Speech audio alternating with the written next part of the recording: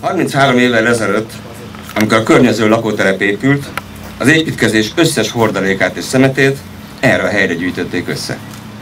Sitt és hulladék, ezen állunk. A Békási kert erről az alapról indult.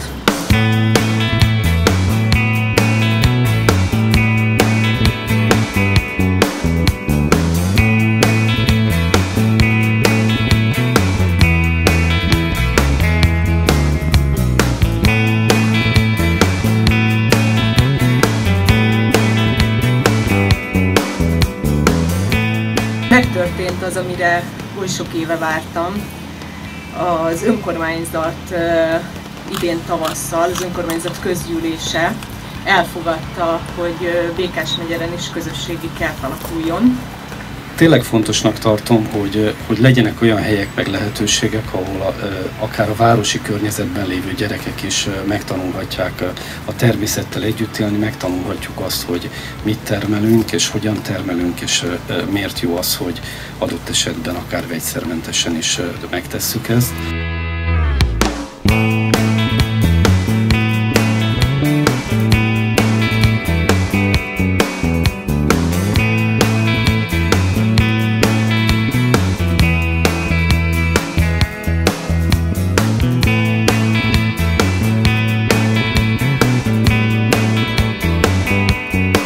Amikor elkezdődött a kert építése, akkor állt össze tulajdonképpen véglegesen a közösségünk, és mindenki segített szabadidejébe a kivitelezőknek.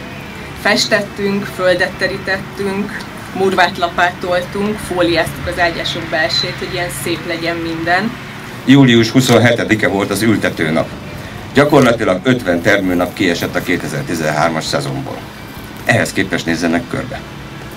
Az első 50 termőnap alatt építettük a kertet, gyakorlatilag minden nap itt voltunk, a két kezükkel építettük a kertet, és mondhatom, megszámlálhatatlan munkaóra mennyiség, amelyet a közösség a saját kertjének felépítésébe fektetett.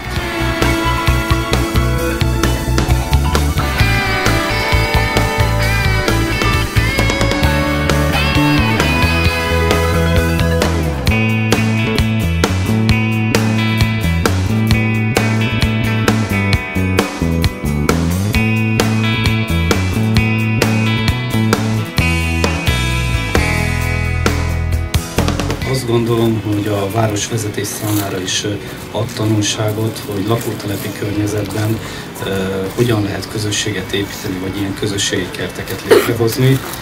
Ezek a városi kertek nem csak termő és szűken vett közösségépítő funkciókkal bírnak, a jövőben viszonyítási pontjai lesznek, egyfajta közösségi fókuszai lesznek a környéken lakóknak.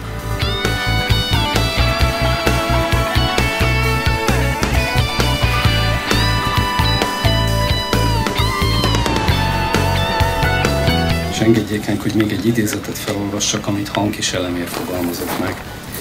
A kert a mi saját világunk, egy általunk teremtett és általunk ellenőrzött világ. Rendezett és harmonikus univerzum szemben a rendezetlen és diszharmonikus külső világgal.